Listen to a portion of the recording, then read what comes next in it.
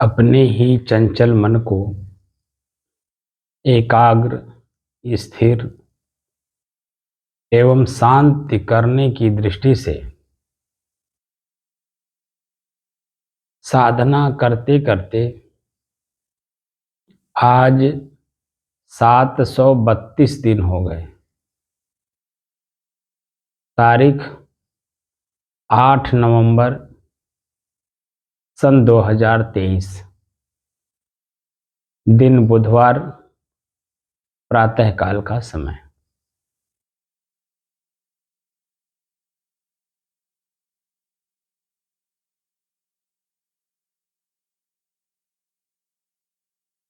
हम अपने ही मन को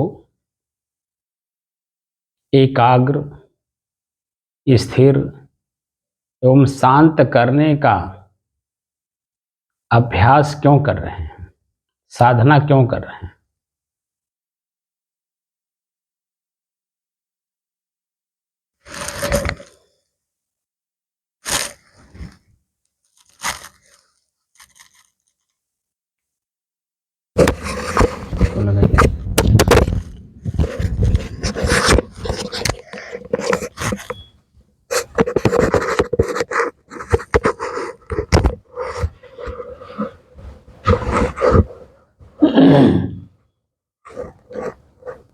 अपने आप को परिचय करने के लिए।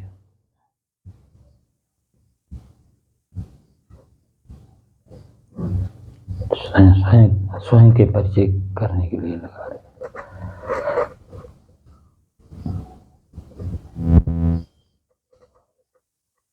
क्यों मन तो कहता है कि मैं ही हूं जिसका परिचय करना चाहते हो।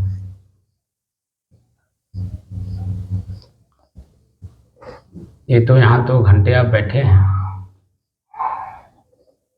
वो तो डर बस, भय बस, या किसी बस आप मेरे बात का जवाब मेरे अनुसार आप दे रहे हैं। क्या ये भाव इस कक्ष से बाहर जाने के बाद भी बना रहता है? बना रहता है।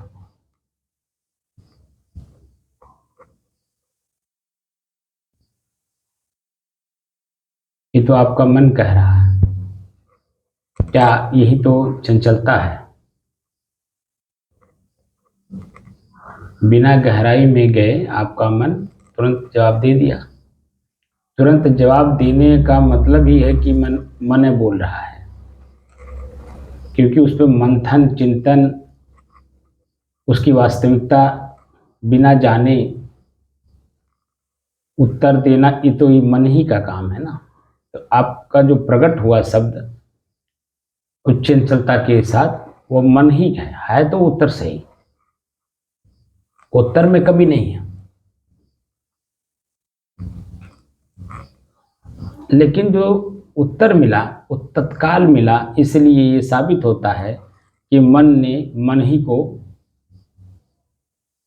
पटकनी मार दिया, गहराई में जाने नहीं दिया। यहां से मैंने प्रश्न जो किया, इस कक्ष से बाहर जाने के बाद भी क्या स्थिति बनी रहती है? तो सारी ऐसी दृष्टि देखते हैं तो फिर मतलब मन जो चेंज हो जाता है। तो वही तो कह रहा हूं, तो जब मन चेंज होता है तो वही तो पहले से तो ऑलरेडी है ही है। और यहां खाली 2 घंटे बैठने से और बाकी 20 घंटा आप बाहर रहते हैं। 20 घंटे में आप बाहर आंख से देखते हैं, कान से सुनते हैं, जीभ से चखते हैं, पैर से चलते हैं, हाथ से कुछ न कुछ करते हैं। वो जो प्रभावी है वो ये 2 घंटे में थोड़ी प्रभावी होगा, वो हमारे ऊपर ज्यादा हावी है। यह स्थिति तो जब बन जाती है, आपने सुना होगा शास्त्रों में, या शास्त्रों में तो नहीं है लेकिन पुराणों में जरूर उसका जिक्र है कहीं ना कहीं, कि जो संत महात्मा हुआ करते थे हजारों हजारों साल से ऐसे बैठे रहते थे और उनके ऊपर दीमक चढ़ जाते थे। ये बात आपने सुना होगा। जी, सुना है ना? जो सुने। ये बात तो बिल्कुल ही हकीकत है, क्योंकि जब हम अंदर अपने आप में शांत हो जाते हैं, हमारे बाह्य शरीर का हमें ज्ञान ही नहीं रहता है। तो आंख जब बंद होती तभी तो होता है, कान बंद होगा तभी होगा, जीभ बंद होगा तभी बंद होगा, पैर से चलना हमारा बंद होगा, हाथ से करना हो बंद होगा, तब जाकर के वो स्थिति हमारी बनती है। अब वह स्थिति तो इतनी महत्वपूर्ण है, उसी स्थिति को जानने के लिए, समझने के लिए, वही स्थिति प्राप्त करने के लिए, वही हो जाने के लिए हम संतों का, विद्वानों का, बुजुर्गों का, ज्ञानियों का संग साथ करते हैं, सदग्रंथ पढ़ते हैं, स्वाध्याय करते हैं, चिंतन करते हैं, मनन करते हैं। लेकिन जितनी क्रियाएं हैं शुभ के रूप में या अशुभ के रूप में, दोनों स्थितियों को हमें बंद करना होता, तब अपनी स्थिति बनती है। अब हम स्वयं वो स्थिति कहाँ ला पा रहे, क्योंकि हम दोनों लड्डू एक साथ खाना चाहते हैं, इधर अध्यात्म का भी, उधर व्यवहार का भी। तो दोनों स्थितियां नहीं बनती हैं। जब भी बनेगी एक ही स्थिति बनेगी, या तो व्यवहार बनेगा या तो परमार्थ बनेगा। अर्थ दोनों जगह है, एक परम अर्थ है, एक स्वार्थ है।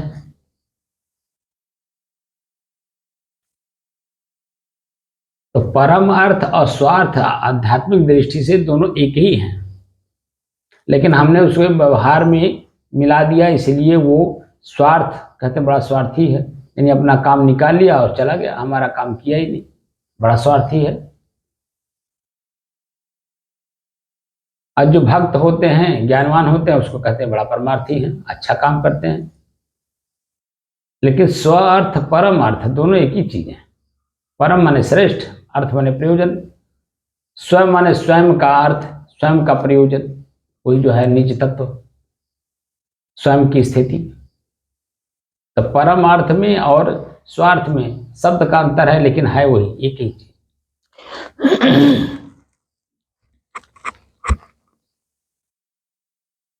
यहां हम लोग मतलबी हैं। अब मतलबी इसलिए है क्योंकि मन के हाथ है, इसलिए दूसरे से काम अपना निकाल लेते हैं, अपना काम दूसरे को नहीं देते हैं। तो मूल रूप से जब हम, अभी बीच में आपकी स्थिति ऐसी बनी थी, आप ही कह रहे थे ना, उठने का मन नहीं करता है, सुनने का मन नहीं करता है, तो वो जो स्थिति बनी थी, वह स्थिति जितना ही मजबूत होगी, उतना ही एकांत सेवन करेंगे, अपने भूख पर, अपने प्यास पर, अपने नींद पर, अपने ही शरीर में जो आपने नियम पहले से बना रखे हैं, उन सब पर आपको अपने जीतना पड़ेगा, अपने बस में करना होगा। जो खराई आपको हो जाती है टाइम से न भोजन करने से, टाइम से न चाय पीने से, टाइम से न नाश्ता करने से, ये शरीर के जो व्यवधान हैं, इन व्यवधानों को हमें अपने आप में जीतना होगा, सबको तोड़ना होगा। ये नीति नियम भी तोड़ने पड़ते हैं, क्योंकि नीति नियम व्यवहारिक है। मेरे अपने में जाने के लिए सारी चीजें जब तक आप ध्वस्त नहीं करेंगे, तब तक आप अपने तक जा ही नहीं पाएंगे।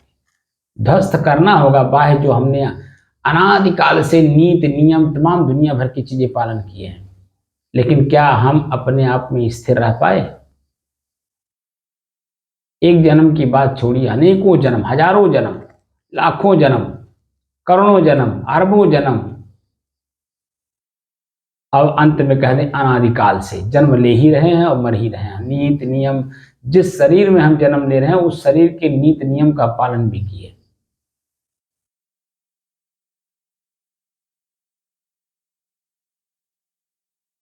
लेकिन क्या हमें अपने आप तक जाने का कहीं रास्ता मिला? अगर रास्ता मिला होता तो ये आज मैं वर्तमान में शरीर में रह के साधना नहीं करना पड़ता, यानी अभ्यास करना नहीं पड़ता। अब कब का हम लोग मुक्त हो चुके होते। शरीर में जब रहेंगे ही नहीं तो शरीर से कोई भय, सुख, हानि, लाभ कुछ होगा?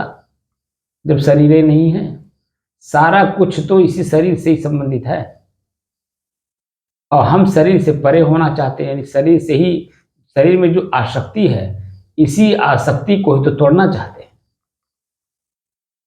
और जब तक शरीर आसक्ति टूटेगा नहीं,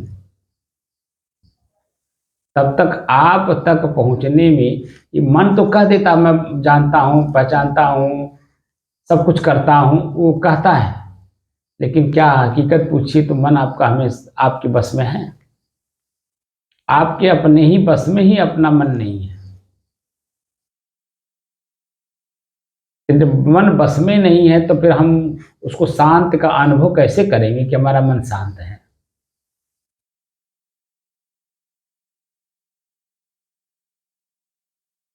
तो मन की स्थिति को पकड़ने के लिए, जानने के लिए, समझने के लिए, जब स्थिति हमारी एकदम बिल्कुल मजबूत हो जाती है, और वह भी मजबूती इस गुरु के सानिध्य में, मनमानी तो कोई भी कर ले रहा, जब हमारे सानिध्य में आने के बाद भी मैं जो चाहता हूं वो स्थिति नहीं बन पा रही है, तो आप बता दीजिए स्वतंत्र होकर के कैसे कोई इस चीज को प्राप्त कर लेगा? नहीं कर पाएगा।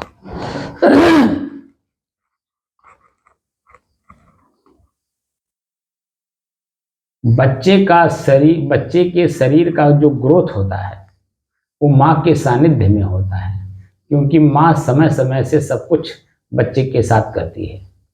समय से दूध पिलाएगी, समय से टट्टी कराएगी, समय से ही उसको नहलाएगी, तेल बुकवा लगाएगी, उसको सुलाएगी। हर काम बच्चे के लिए माँ करती है। तब बच्चे का शरीर और मन हर चीज उसका मजबूत होता है।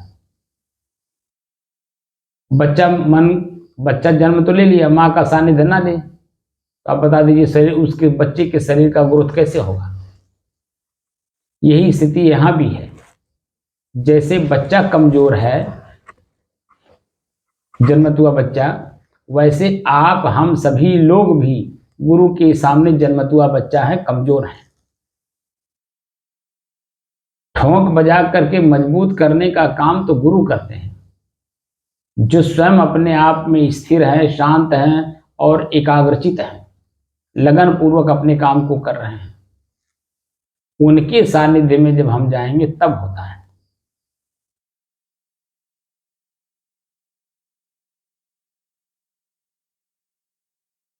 एक बार हमारे गुरुजी किसी प्रसंग में नारद जी का उदाहरण दे रहे थे। मुझे किसी प्रसंग में रहा होगा, उनको जो जैसा प्रसंग वो देखे होंगे, तो नारद जी का उदाहरण दे रहे थे कि नारद जी भगवान विष्णु के साथ थे और कहीं किसी औरत की रोने की आवाज आई, तो नारद जी ने कहा भगवान आप तो त्रिकालदर्शी हैं, भक्तों के अपने कल्याणकारक हैं, तो ये महिला कौन है जो रो रही है, अब क्यों रो रही है, किस लिए रो रही है? तो भगवान विष्णु ने कहा तुम अपना काम करो, ये तो संसार है, कोई हंसेगा, कोई रोएगा, कोई गाएगा, कोई गंभीर होगा। मुंडे मुंडे मतिर भिन्न, जितने सर हैं उतनी तरह के व्यवहार हैं, उतने आपके सिस्टम हैं। आप अपना काम करो, घुमाने नहीं, बार बार पूछे। तो भगवान विष्णु ने कहा ठीक है तुम जाओ देखो कौन रो रहा है, क्यों रो रहा है। तो जा करके देखें तो नदी के तट पर एक महिला रो रही थी, उसे उस पार जाना था। अब नारद जी उस महिला के रोने पर करुणा कर बैठे, दया कर बैठे, अब उसे उस पार कराने लगे। ध्यान तो है उनको कि मैं साधु हूं, मैं भगवान विष्णु का भक्त हूं, मुझे इस तरीके से नजदीक नहीं जाना चाहिए, तमाम बातें वो जानते तो हैं, लेकिन जो वर्तमान में क्रिया हो रही है उस क्रिया से वो अनुभव नहीं कर पाए। और धीरे धीरे जैसे ही वो नदी के अंदर घुसना शुरू किए, उसे पार कराना शुरू किए, तो पहले तो दूर रखे, जैसे जैसे पानी की स्थिति बढ़ती जा रही है नदी का, वैसे वैसे वो औरत नजदीक होती जा रही है, और नजदीक होते होते जैसे गहराई में गए, तैसे स्त्री उनके नजदीक आकर के उनके कंधे पे बैठ गई, और जैसे ही कंधे पर बैठी और नारद जी उसे उस पार किए, पार ले जा करके उसे उतारे। अब वह उन्हें वापस जाना चाह रहे थे। अब वह विलाप करके और रोने लगी कि मैं कहाँ जाऊं, मेरा तो कोई है नहीं, ये वो दुनिया भर का बवाल। अब नारद जी अब उसके साथ हो लिए, उसी के साथ रहने लगे। अब तरह तरह के विचार मन में बदलने लगे, और ये भी साथ में भजन करे तो क्या फर्क पड़ता है। अब तरह तरह के विचार आने लगे, अब साथ रहने लगे। अब शादी भी हो गई, बच्चे भी हो गए, कई बच्चे हो गए। नारद जी वहीं स्थिर हो गए, भगवान विष्णु के पास वापस लौट के गए नहीं, उसी में आसक्त हो गए। संयोग से बाढ़ आती है। अब बाढ़ में नारद जी के परिवार, बच्चे, घर, मकान सब बह जाता है। और ये कहीं गए हुए थे, लौट करके आके देखते हैं कि हमारे सब कुछ बह गया।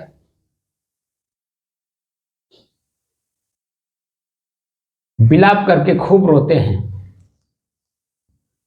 भगवान विष्णु जी वहां प्रकट होते हैं, और जैसे ही भगवान विष्णु प्रकट होते हैं, नारद जी का मोह भंग होता है,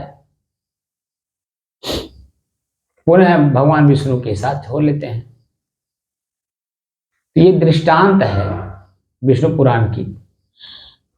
ये हमारे गुरु जी हमको उदाहरण दिए थे किसी पॉइंट में। अब बात सच है, बिल्कुल सच है कि जो शिष्य है गुरु की भावनाओं को तो जानता नहीं, गुरु तो शिष्य की भावनाओं को समझता है, लेकिन शिष्य गुरु की भावनाओं को नहीं समझता है, और अपनी छटंकी बुद्धि से गुरु को भी तोलने की कोशिश करता है। तो कितनी बारीकी से हमारा अपना ही मन नारद जी की तरह लेकर के जा करके हमें संसार में फंसा देता है, कैसे पता करेंगे। ये जो साधना मैं सिखा रहा हूं, अपने ही मन के गति को पकड़ने के लिए कला सिखा रहा हूं कि हमारे मन की गति कहां कहां, कैसे कैसे, किस रूप में संसार में लिप्त है, किस रूप में लिप्त है, और कितनी बारीकी से हमें अपने आप से ठगता है। हमारा अपना ही मन कितनी बारीकी से ठगता है हमको, यानी निज तत्व को, आत्मा को, अपने मालिक को ही नौकर ठगता है। कितनी बारीकी से ठगता है, उसी को समझने की दृष्टि से सब कलाएं सीखी जाती है कि हमारा मन कहां कहां ठगता है, कैसे ठगता है, किस रूप में ठगता है, और इससे हमें अपने आप को बचाना है। तो कैसे बचाएंगे? जब जानेंगे, समझेंगे, देखेंगे, तब तो बचाएंगे अपने आप को। तो दो चीजें हैं, एक चंचल, एक स्थिर। मैं स्वयं अपने आप में स्थिर वस्तु हूं, मेरे में कोई चंचलता है ही नहीं, कोई मन नहीं है, कोई चित्त नहीं, कोई बुद्धि नहीं है, कोई क्रिया नहीं है। ये पंच प्रकृति के जो व्यवहार हैं वो भी मेरे में नहीं है, कुछ नहीं है, एकदम स्थिर वस्तु है। तो अपनी स्थिरता का जब पूर्ण बोध हो जाता, तभी तो चंचलता समझ में आती कि हमारा मन चंचल कहाँ है, मन बना कैसे, मन है कौन, मेरा नौकर है कि मेरा मालिक है।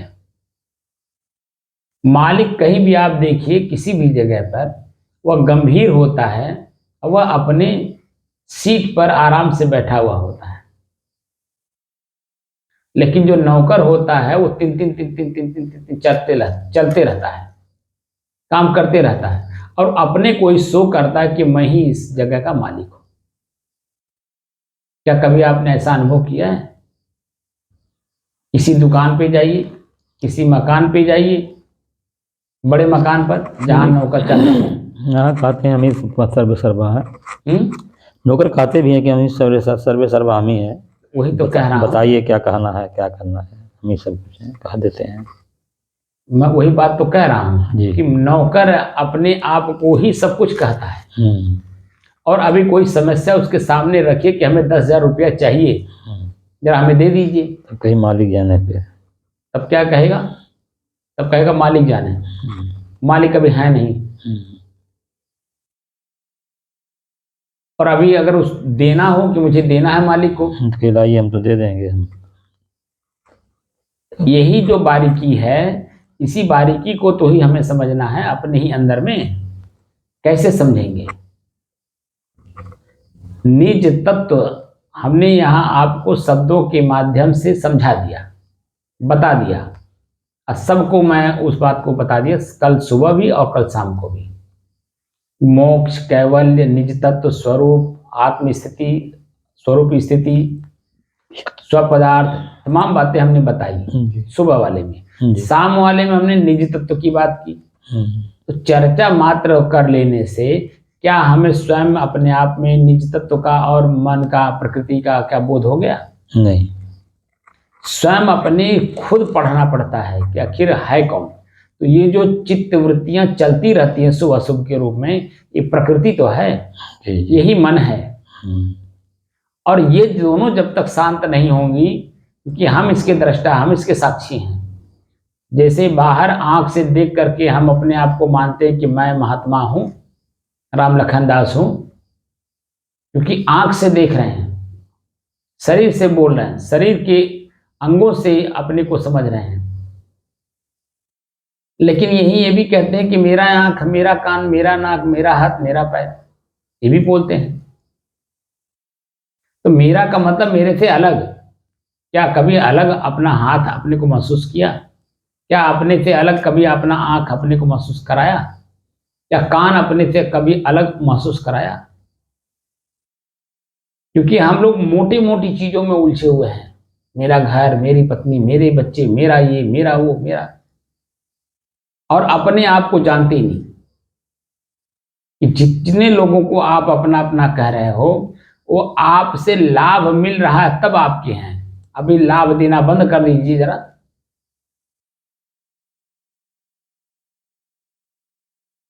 जैसे ही लाभ पाना लोग बंद आप करेंगे, लोगों को देना बंद करेंगे, वैसे ही न लाभ पाने के कारण वह आपके अपने ही दुश्मन हो जाएंगे। वर्तमान समय में पेपर पढ़ा जाता है, दैनिक जागरण है, अमर उजाला है, राष्ट्रीय सहारा है, और कौन कौन से हैं। पेपर पर पढ़िए तो 2-3 बातें बड़ी महत्वपूर्ण मिलती हैं। कभी कभी पढ़ने को मिलता है कि 4-5 बच्चों की मां प्रेमी संग फुर्र। अब बता दीजिए, 4-5 बच्चे पैदा करने के बाद भी वह पत्नी आपकी नहीं है, वो प्रेमी संग फुर्र होगी।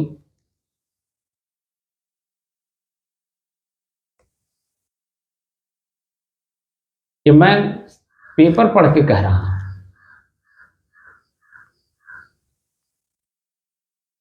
अब आप बताइए कि अगर वो पत्नी आपकी थी तो 4-5 बच्चे पैदा करके उसको तो उसी बच्चों में मोह हो जाना चाहिए। ये बच्चे मेरे हैं, इनके लिए हमें कुछ करना है, वो आपसे लड़ भी जाती है। लेकिन वो देखिए आपसे स्वार्थ नहीं चला, तो अपने ही बच्चों को छोड़ के दूसरे के संग वो फुर्र हो गई। तो इससे क्या तात्पर्य हुआ कि आपका अपना अगर कोई चीज होता तो आपसे अलग क्यों होता, आपको छोड़ के क्यों जाता?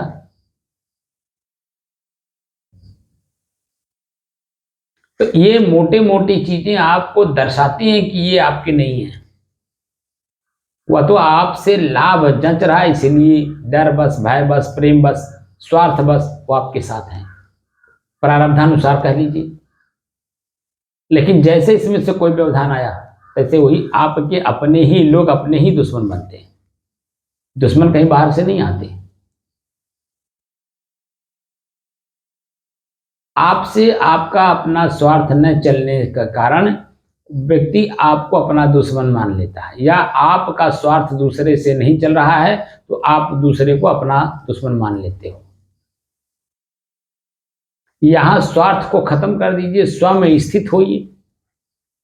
तो दोनों को त्याग करना पड़ता है। जैसे नींद लेते समय, भोजन करते समय, स्नान करते समय सबका परित्याग करते हैं कि नहीं, स्वयं के लिए करते हैं कि नहीं। स्नान करना हो तो भी स्व के शरीर को ही आप स्नान कराते हैं, न कि अपने हितु का, ना अपने मित्र का, ना अपने ही दुश्मन का।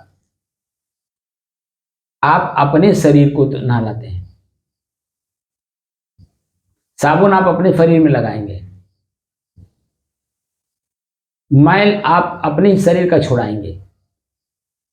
कोई व्यक्ति आपके पिताजी हैं या बड़ा भाई है या गुरु जी हैं या कोई श्रेष्ठ जन आपके साथ है, जैसे ही कहते हैं जरा मेरा पीठ मल दो, आपको कैसा लगता है? क्या आप दूसरे के पीठ को मलना चाहते हैं? दूसरे के पीठ मलने का मतलब दूसरे के पीठ में जो मैल है क्या आप छुड़ाना चाहते हैं? घृणा नहीं लगता है? अजीब सा लगता है। लेकिन वहां छोटा होने के कारण, दबाव के कारण, भय बस आप पीठ मलते हैं, लेकिन आपका हाथ नहीं चाहता है जब किसी का पीठ मले। तो जो सूक्ष्म रूप से आपके मन के अंदर में जो आपकी अपनी गति है, उसी गति को ही तो हमें पढ़ना है, परखना है, और वही सूक्ष्म तक हमें जाना है। लेकिन बाहर मोटे मोटे चीजों में हम भयभीत हैं, दबाव में हैं, तनाव में हैं, खिंचाव में हैं। उसी को खत्म करने के लिए हर चीज अपने बस में होना चाहिए। ठंडी है तो गर्मी है, बरसात है, भूख है, प्यास है, नींद है, आलस है, जमुहाई है, जो कुछ भी है वो सब हमारे बस में होना चाहिए। हमारे अपने ही शरीर में पीड़ा है कि आनंद है, वो दोनों हमारी स्थिति, हमारे शरीर की स्थिति है, और वो दोनों हमारे बस में होना चाहिए।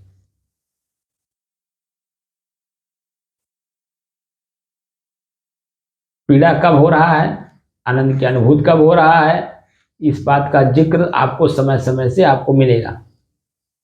इसीलिए जब श्वास को दिखाया तो श्वास में ठंडे है, गर्म है, शीतल है, सुगंध है, दुर्गंध है, सामान्य है, नाक के निचले हिस्से पर, ओंठ के ऊपरी हिस्से पर यानी मोछ के एरिया में गीलापन, सूखापन, खिंचाव, तनाव, दबाव,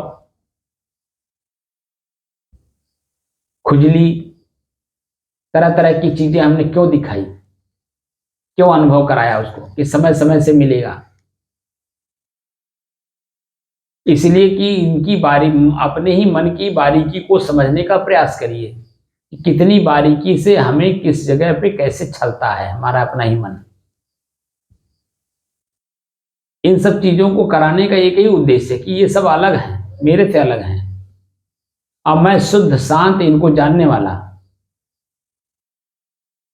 इनका उपयोग करने वाला, इनका उपभोग करने वाला मैं स्वयं शुद्ध शांत स्वरूप हूं। तो अपने स्वयं की शांत स्थिति का जो अनुभव हो जाने के बाद तो हमारी अपनी ही वृत्तियां हमें समझ में आनी चाहिए। जो भी कुछ स्मरण में आ रहा है, ख्याल में आ रहा है, वो सब मन की गति है। अपने शांत स्थिति के अलावा जो कुछ भी आप स्मृति में लाते हैं, ख्याल में लाते हैं, सुरत में लाते हैं, निरत में लाते हैं, वो सब मन की गति है।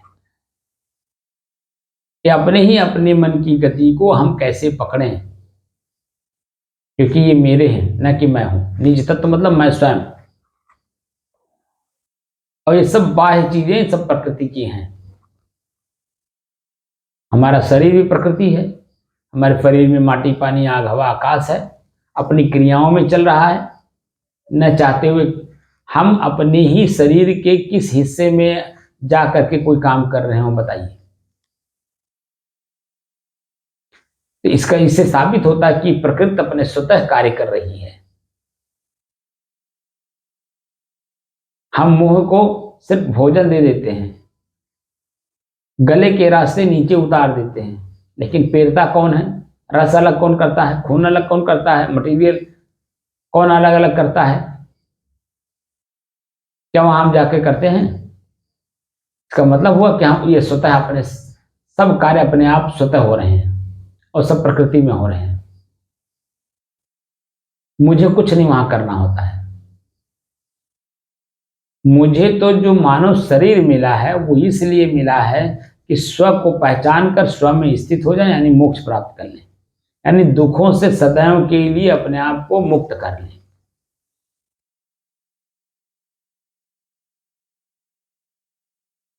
कि मानव जीवन का उद्देश्य ही है मननात् मनुष्य है। मनन चिंतन करने के कारण अपने ही दुख का निवारण हमें स्वयं करना है। भूख लगा है तो दुख है, प्यास लगा है तो दुख है, इसका निवारण कौन करेगा? स्वयं हमें ही अपना भोजन अपने हाथ से उठा के अपने मुंह में डालना होगा, स्वयं दांत से चबाकर घाटी से नीचे उतारना होगा, तब जाके हमारी भूख रूपी त्रिखा मिटेगी। ये सब काम हमें स्वयं अपने ही करना है। तो स्वयं हमें सारे काम करने हैं, तो स्वयं का क्या हमें बोध भी है कि मैं कौन हूं? ये जो कार्य कर रहा हूं ये किस लिए कर रहा हूं, किसके लिए कर रहा हूं? क्या इससे मैं अपने आप में संतुष्ट होऊंगा?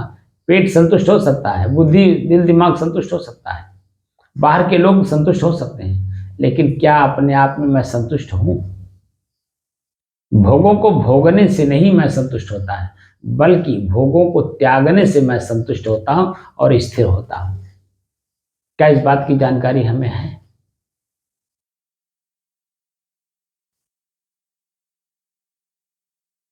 स्वयं को जाने बिना ये सारी वृत्तियां जो हमारे साथ 24 घंटे हैं, ये इनसे निजात पाना बड़ा मुश्किल काम है।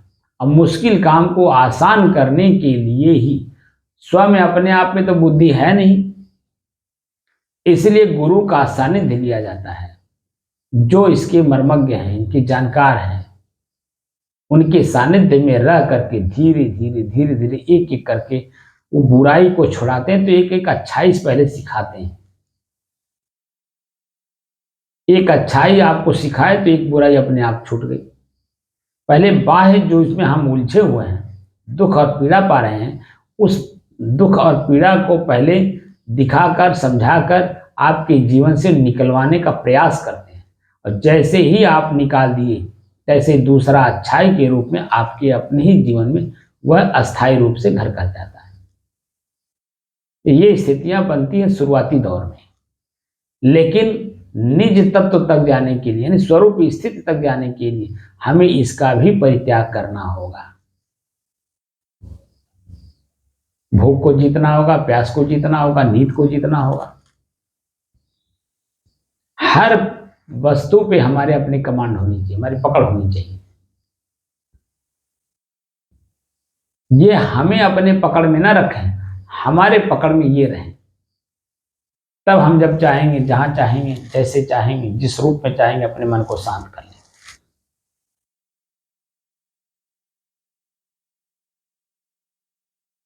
हमारा मन हमें पीड़ित करता है पास्ट एंड फ्यूचर को स्मरण करके। पास्ट मतलब जो बीत चुका, फ्यूचर जो आने वाला है। जो बीत चुका वो लौट के आना नहीं, और जो आगे आने वाला वो दिखाई देता नहीं। तो जो वर्तमान है वही मेरा अपना है। अब वर्तमान में मैं अपने मन के हाथ हूं, वर्तमान में मैं अपने साथ हूं नहीं। तो वर्तमान में जब मैं मन के साथ हूं, तो क्या मेरा मन मुझसे अच्छा काम करवाएगा? क्या ये संभव है? दिखाएगा, समझाएगा आपको अच्छे के रूप में, लेकिन करा देने के बाद जब आप ही अपने आप में पश्चाताप करते हो, तो कहता है यार क्षमा करो, अब अगली बार ऐसा काम नहीं होने देंगे। आपका अपना ही मन आपको समझाता है।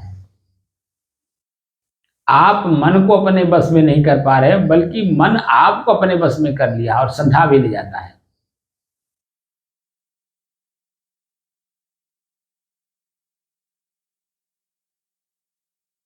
इसलिए पहले, सबसे पहले आप अपने मन, चंचल मन को एकाग्र करिए, स्थिर करिए, शांत करिए।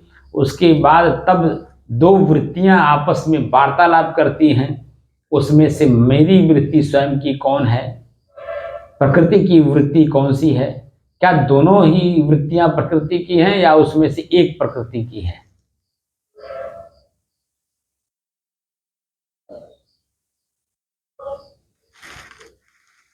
अगर दोनों वृत्तियां प्रकृति की हैं तो आखिर मैं कौन हूं?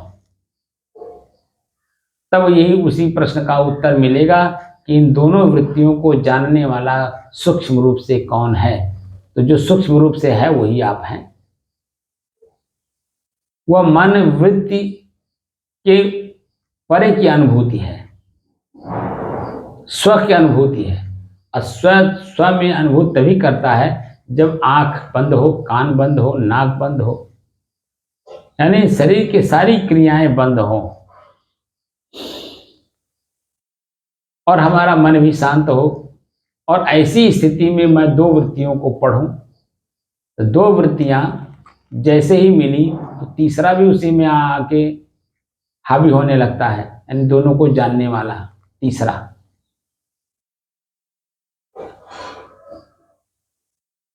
और तीसरा जैसे ही आप अपने आप को जानते हो वैसे ही दोनों स्थितियों को निपटाने में आप कामयाब हो जाते हो। लेकिन अगर ऐसा नहीं है तो आप अपने को न जानकर वृत्तियों में ही उलझ जाते हैं और उलझने के बाद आपकी शांत की स्थिति, सुख की स्थिति, वह दुख में बदल जाता है, पीड़ा में बदल जाता है, पश्चाताप में बदल जाता है।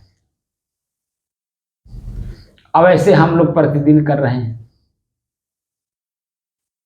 इसलिए अगर वास्तव में इसमें साधना में आपको प्रियता है तो ज्यादा से ज्यादा एकांत सेवन करके आंख बंद करके इसका अभ्यास करने का कोशिश करिए। क्योंकि आगे अभी आपके पास चलते, उठते, बैठते, सोते, जागते, बोलते, काम करते अपने आप को अलग करने की क्षमता आपके अंदर में नहीं आई है। इसलिए गुरु के सानिध्य में ही रह के करना उचित होता है। और अपने आप को अलग महसूस करिए। हम गुरु हैं तो क्या हुआ, आखिर है ना आपसे अलग। आप शिष्य हैं तो क्या हुआ, हैं तो मेरे से अलग।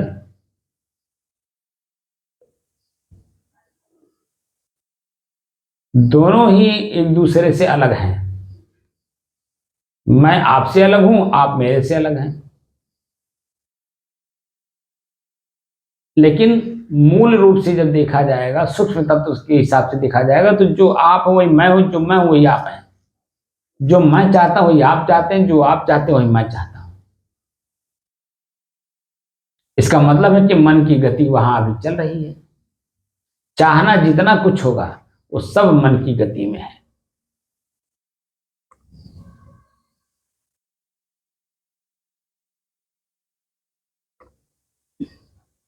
चाहने वालों को चाहिए कि दो वस्तुएं हैं, दोनों को अलग अलग करके आराम से पहले पूरा उसको समझ लें और समझने के बाद तब आगे बढ़े।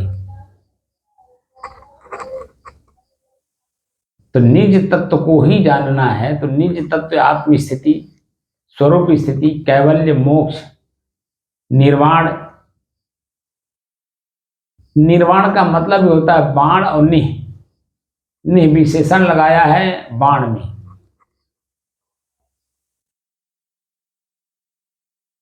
बाण के अग्रभाग में पीड़ा देने का कारण है, यानी चंचल मन से जो कुछ भी मन में आया तुरंत बोल देना, ये पीड़ा का कारण बनता है।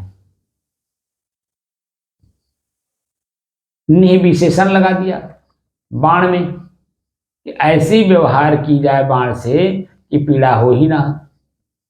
तो तीर चलेगा तो पीड़ा तो देगा ही, लेकिन यहां जो तीर का मतलब है वो वाणी है, यानी शब्द है। शब्द बोलते समय शब्द को तौल कर तब बोलिए कि सामने वाले को इसके हमारे शब्द का क्या असर पड़ेगा।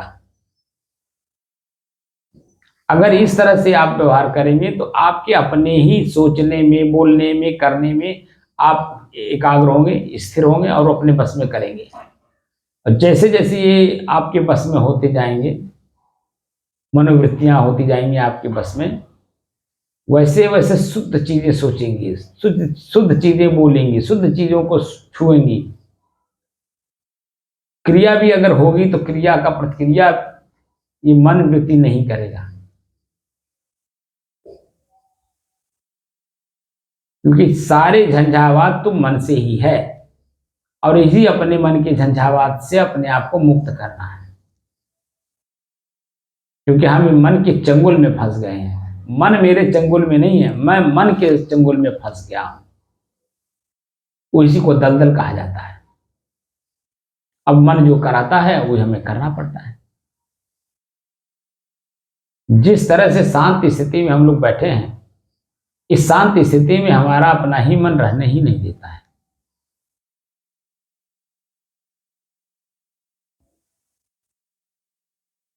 क्योंकि हमने मन को जगा दिया है।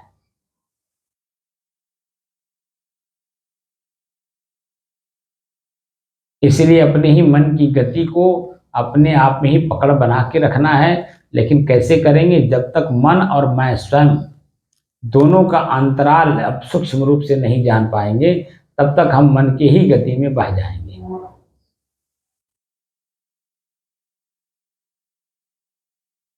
इसलिए अपने ही मन की गति को पकड़ने की दृष्टि से ये साधना कराई जा रही है और की जा रही है। अब जो व्यक्ति मैं और मेरे का अंतर ढूंढना चाहता हो, स्वयं को स्वयं के अपने ही मन के गति के कारण जो दुख अनुभव हो रहा है, उससे मुक्त होने का जो ललक है, चाहना है, ऐसे व्यक्तियों के लिए ये साधना है कि जो स्वयं को स्वयं में ही पहचान कर और जानकर स्थित कर ले। और जो बाह्य चीजें हैं जो हमसे अलग हैं, जो छूटने वाले हैं, सदैव के लिए मेरे साथ छूट जाएंगे जब ये शरीर नहीं रहेगा, तो क्यों ना हम आज से ही इसे अलग करने का प्रयास करें। और समय रहते रहते, यानी शरीर में रहते रहते, मैं और मेरे का अंतर जानकर, देखकर, समझकर और अपने जीवन से निकालने का अभ्यास करें। तो उसके लिए एक एक वस्तु आप अपने जीवन से निकालने का अभ्यास करें और अपनी चंचलता अपने गुरु के सामने प्रकट ना करें, बल्कि अपनी स्थिरता का वहां परिचय दें। तब गुरु, क्योंकि गुरु अपनी स्थिति को छोड़ नहीं सकता, और अगर आपको उनकी स्थिति में जाना हो तो उनकी स्थिति को पाने के लिए अपनी चीजों पर अपना पकड़ होनी चाहिए। आंख से देखने में पकड़ होनी चाहिए, कान से सुनने में पकड़ होनी चाहिए, जीभ से स्वाद लेने में, पैर से चलने में, लिंग से क्रिया होने में। क्योंकि जो शरीर धारण होता है क्रिया के कारण ही है। जब हम शरीर से ही मुक्त होना चाहते हैं तो क्रिया अपने आप रोकना पड़ेगा, तब तो मुक्त होंगे। तो धीरे धीरे सारी क्रियाएं जब आपकी रुकती जाएंगी तो आप अपने आप में स्थिर होते जाएंगे, स्व का बोध होता जाएगा।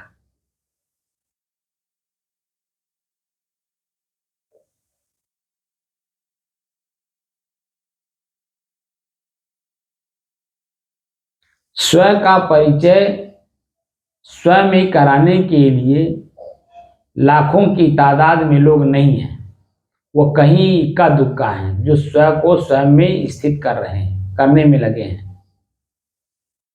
और वही आपको बता सकते हैं कि मैं अभी तक तो यहां तक पहुंचा हूं, आगे का मुझे पता नहीं। तो जब पता नहीं है तो वो गुरु के द्वारा मार्गदर्शन में उसे हमें ढूंढ कर पता भी करना है। तो धीरे धीरे गति हमारी बदलती है। अब बदलते बदलते एक अवस्था ऐसी आती है जहां मैं स्वयं अपने आप में परिपूर्ण हो जाता हूं। और स्वयं की परिपूर्णता में ही निर्द्वंदता, निश्चिंतता आती है, स्वच्छंदता आती है। जब तक स्वयं में हर चीज का पकड़ नहीं होगा, तब तक आपके अंदर में निर्द्वंदता, निश्चिंतता नहीं आ सकती।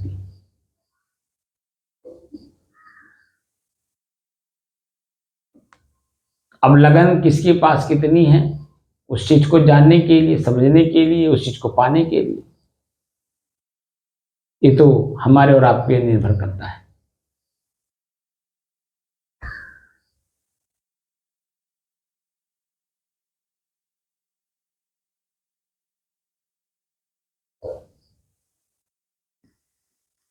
तो अपने ही निज तत्व तक जाने के लिए सबसे पहले अपने इस श्वास को अपने से अलग होकर देखने का अभ्यास करिए। जैसे ही श्वास मेरा है, मैं श्वास नहीं हूं, ये अनुभव होगा, उसके बाद की स्थितियां अपने आप आपके सामने उपस्थित होती जाएंगी। और वो सारी क्रियाएं वर्तमान में आपके साथ तो हैं, लेकिन उसके पहले नहीं थी, उसके बाद भी नहीं रहेंगी। इस बात को ध्यान रख करके क्रिया करना है। किसी से बातचीत करना है, किसी से लेन देन करना है, यानी कुछ भी कार्य करना है तो वर्तमान में रह के करना है, क्योंकि वो ना हम भूत है ना हम भविष्य है, ना वो क्रिया भी भूत में रह जाएगा, भविष्य में रह जाएगा, वो खाली एक स्मृति के रूप में रह जाएगा, और स्मृति ही हमारा मन है।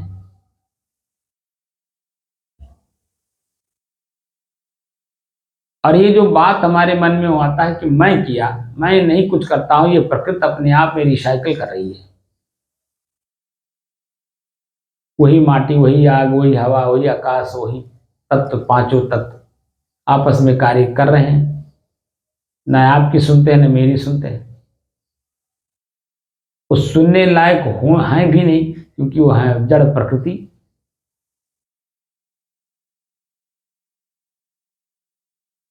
जो चेतनावान है वो है हम और आप। अपने दुख सुख का निवारण हम स्वयं कर सकते हैं, एक दूसरे के पूरक बन सकते हैं, लेकिन जब हमारी वाणी में स्थिरता होगी तब।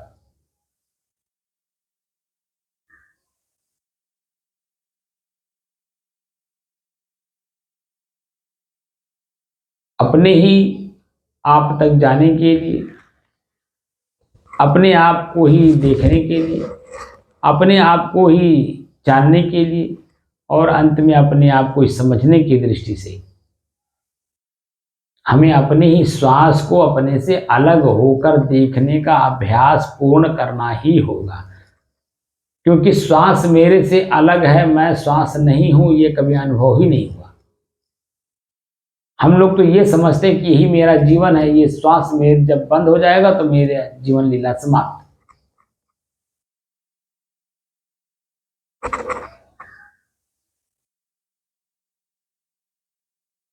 तो समय रहते रहते, शरीर में रहते रहते मैं कौन हूं का परिचय प्राप्त करिए, और परिचय प्राप्त करके अपने जीवन से जो आपको दुख अनुभव हो रहा है उससे निजात पाइए।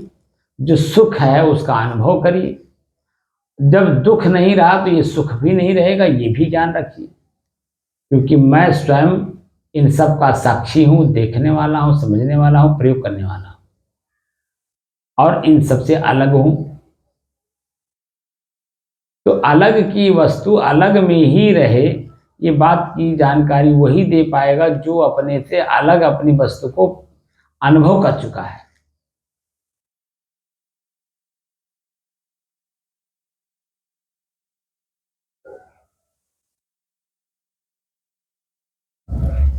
इसलिए सत्वगुण में रह करके अपने आप का परिचय प्राप्त करने की दृष्टि से कि मैं कौन हूँ, कहाँ से आया हूँ, क्या कर रहा हूँ, कहाँ जाऊँगा, वहाँ हमसे क्या होगा, इन सब बातों को जानने की दृष्टि से अध्यात्म में आइए, और धीरे धीरे अपने चंचल मन को एकाग्र करिए, स्थिर करिए, शांत करिए।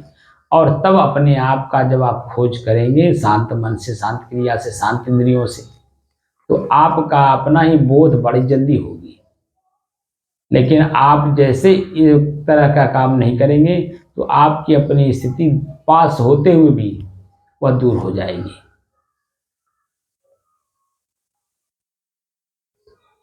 और अमूमन सबकी यही स्थिति है। खाली हमको आपको बताने की दृष्टि से वो इस तरह से चर्चा करते हैं, बाकी वो उसमें है नहीं। इसीलिए हमारे और आपके बीच में मतभेद बना रहता है।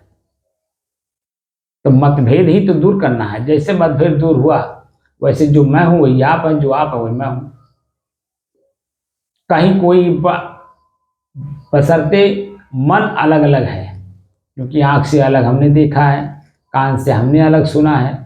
तो जो मैं जानता हूं वो आप नहीं जानते, जो आप जानते हो मैं नहीं जानता।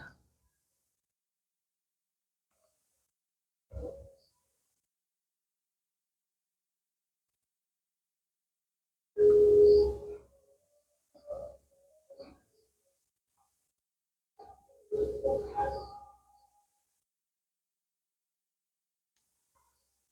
अपने ही श्वास को अब देखिए, अपने से अलग होकर अनुभव करिए कि मेरा श्वास मेरे से अलग है और मैं स्वयं इन श्वासों से अलग हूँ।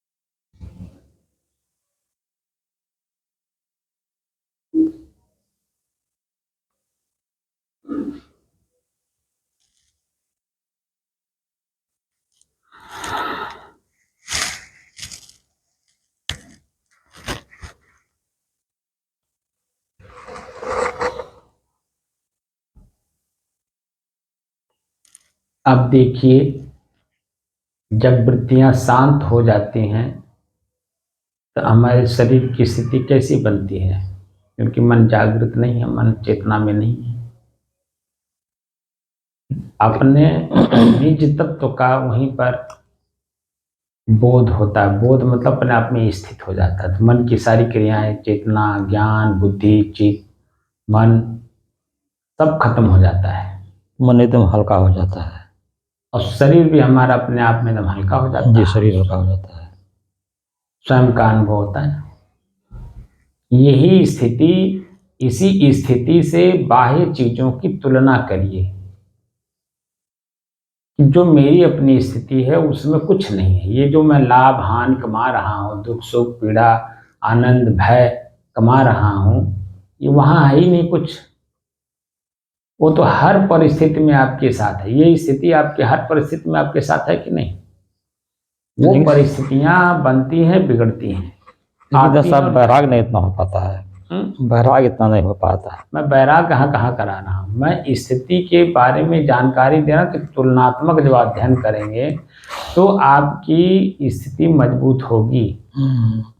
अब जैसे इस कक्ष से बाहर जाएंगे, आंखें देख बाहर देखती रह जाएंगी, सही सही, पलट करके अपने तरफ आएंगी ही नहीं, आंख बंद करेंगे ही नहीं, नीचे देख के चलेंगे ही नहीं। तो वो जो दृश्य आप ग्रहण कर रहे हैं, खींच रहे हैं अपने अंदर, तो वो वृत्ति ही तो आपको फिर परेशान करती है जी। अब फिर जिस स्थिति में आप अभी वर्तमान में हो, इस स्थिति लाने में वही दृश्य फिर आपको ओझल करने पड़ते हैं, अपने से अलग करने पड़ते हैं। तो उसमें फिर मेहनत करना पड़ता है। तो 4 कदम आप चले आगे, फिर 4 कदम पीछे हो गए, फिर 4 कदम चले, फिर 4 कदम, फिर आप कर क्या रहे हैं? आप आगे जाने की बात कर रहे हैं या पीछे जाने की बात कर रहे हैं? तो ये जो साधना सिखा रहे हैं, ये आगे जाने वाली सिखा रहे हैं कि मतलब हमारे अंदर में जो वृत्तियां पहले से भरी हुई हैं उसे कैसे निकालेंगे। प्रश्न कल वाले में मैंने यही कहा था। और आगे हम बनाए जा रहे हैं और भीतर का जो पहले से भरा हुआ कबाड़ उसको हम निकाल ही नहीं रहे। तो हल्का कैसे बनेंगे? वही तो मन है, वही तो चाह रहा है कि तो वो आंख बंद करवा के अभ्यास करवा रहे हैं, साधना करा रहे हैं, क्या करा रहे हैं, कहाँ ले जाएं। ये मन की ही गति है, मन ही भयभीत कर रहा है और मन ही जो है अपने आप में ही स्थिर भी करता है, स्थिर होता भी है। तो पहले तो मन की गति को जानना, समझना, पहचानना और फिर उसके साथ वैसे व्यवहार करना। मैं और मेरे का अंतर ढूंढ लीजिए। चंचल है मन, दुखी है मन, पीड़ित है मन, लेकिन मैं तो ना चंचल हूं, ना पीड़ित हूं, ना दुखी हूं, ना आनंदित हूं। मैं तो एक रस, एक स्थिति में रहने वाला हूं सदैव से। जन्म से लेकर के जितने आंख से आपने दृश्य देखा, क्या वो दृश्य सब एक जगह स्थिर हैं? कान से सुने हुए शब्द क्या स्थिर हैं? पैर से चले हुए दृश्य क्या वह मंजिल हमारे स्थिर हैं? हाथ से कितना आपने दान पुण्य धर्म जो कुछ भी किए हों, क्या वो स्थिर हैं? वह तो उधर बने उधर बिगड़े, वहां उधर बने उधर बिगड़े। लेकिन इन सबको जानने वाली एक रस स्थिति वाला आप स्वयं सदैव से हैं। 5 साल से लेकर और अब तक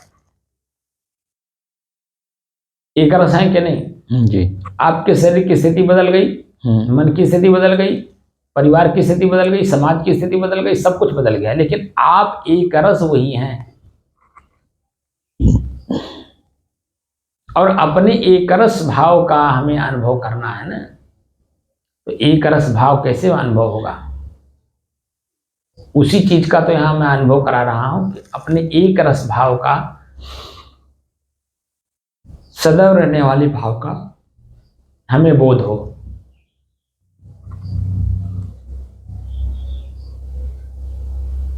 इसीलिए बाह्य चीजों को योगस चित्त वृत्त निरोध है। अगर योग का मतलब जुड़ना होता है तो चित्त में जो वृत्त पहले से बनी हुई है वही तो हमें अपने से जुड़ने नहीं दे रहा है। वो जो वृत्तियां सामने आती हैं वो कहती हैं कि मैं ही हूं, जैसे भी नौकर और मालिक का मैंने उदाहरण अभी जो दिया था, नौकर ही कहता मैं ही मालिक हूं, मैं ही सब कुछ, अभी पैसा उससे मांगे तो कहेगा मालिक जब आएंगे तब देंगे। और देना हो कि भैया आपके मालिक को पैसा देना है, जरा बुला दीजिए, अरे दे दीजिए, हम दे देंगे उनको, बता देंगे उनको। तो वृत्ति बीच में आई कि नहीं आई, मन बीच में आया कि नहीं आया, आपको आप तक कहां जाने दे रहा है।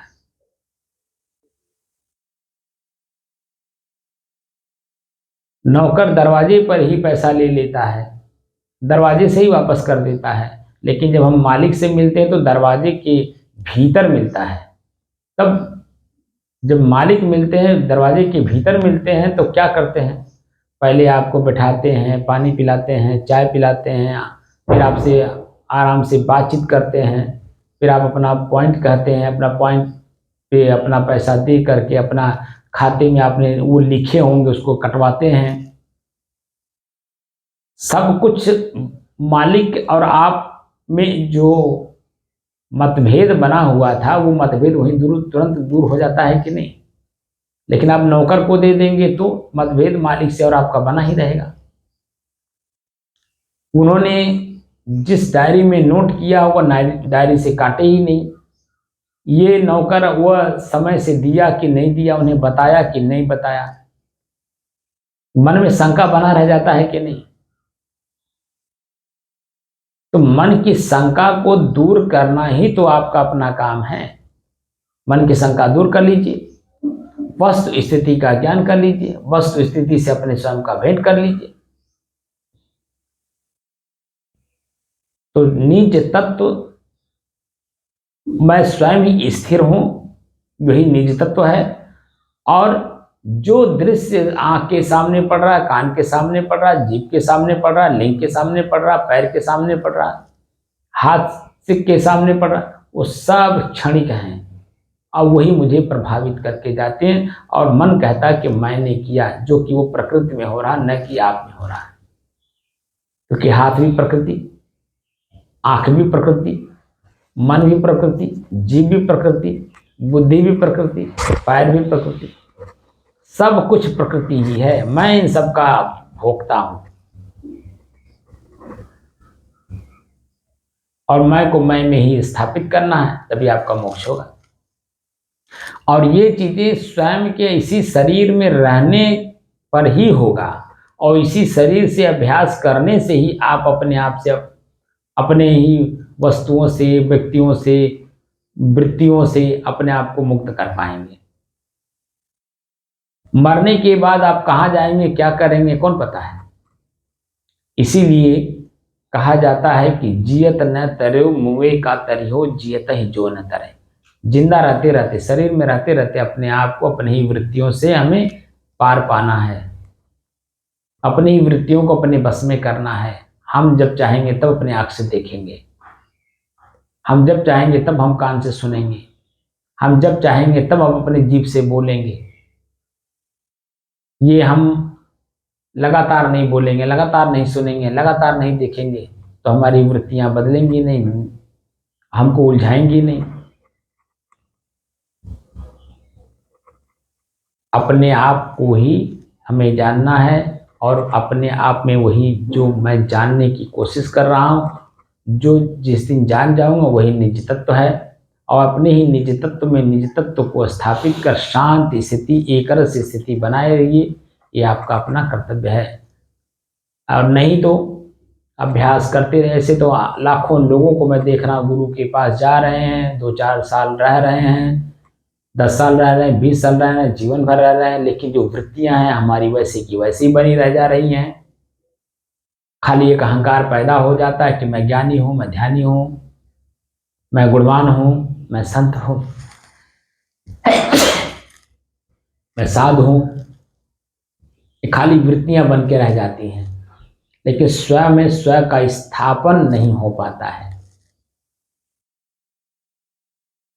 और जब तक स्वयं का स्वयं में स्थापन नहीं होगा, अपने आप का अनुभूति नहीं होगा, ये सारी चीजें हमें उलझाती रहेंगी, उलझाती रही हैं, आज भी उलझा रही हैं और आगे भी अनंत काल तक उलझाती ही रहेंगी। जो कि समाप्त करना है इसी जीवन में, इसी शरीर से ही अपनी आसक्ति त्याग करनी है। जिस शरीर में मैं हूं, इस शरीर में कितना आसक्त हूं, क्या इस वस्तु स्थिति का ज्ञान हुआ? पसीना होने दीजिए, 2 दिन न नहाइए, 4 दिन न नहाइए, अपने शरीर को पढ़िए कि मेरे शरीर में 1 दिन नहीं नहाया तो कैसी स्थिति बनी, 2 दिन नहीं नहाया तो कैसी स्थिति बनी, काम कर रहा हूं पसीना हो रहा है तो मेरी स्थिति कैसी बनी, मेरी अपने शरीर में सुगंध आ रहा है कि दुर्गंध आ रहा है, अपने नाक से सूंघिए अपने शरीर को, अपनी आंख से अपने शरीर के सारे अंगों के भीतर जो वस्तु है उसको देखिए, क्या है? टट्टी है, पेशाब है, दुर्गंध है। ये सब चीजें अपने ही नाक से आंख से दिखाइए, नाक से सूंघिए, आंख से देखिए, और अपने ही भीतर की आवाज को अपने ही कान से अंदर से सुनिए। ये सब साधन आपके लिए है और इन्हीं संसाधनों से आपको अपने तक जाना भी है और इन्हें छोड़ना भी है। तो जो साधना है, अभ्यास है, ये अभ्यास आपको अपने तक जाने तक के लिए है। पहले तो हमने मन एकाग्र कराया, स्थिर कराया, शांत कराया, अब मन शांत हो गया। अब शांत मन से अब अपने भीतर की आवाज को सुनिए और अपने आप को देखिए कि क्या वह आवाज मैं हूं। तो जो आवाज है वह मैं नहीं हूं, जहां से आवाज निकल रहा है बल्कि वह मैं हूं। तो वह सूक्ष्म है, इसीलिए कहा जाता है कि गुरु की सीढ़ी जो सांकरी है, चढ़ना है मुझे ऊपर। तो सांकरी सीढ़ी से अंदर जाना है ना, बहुत सकरा है।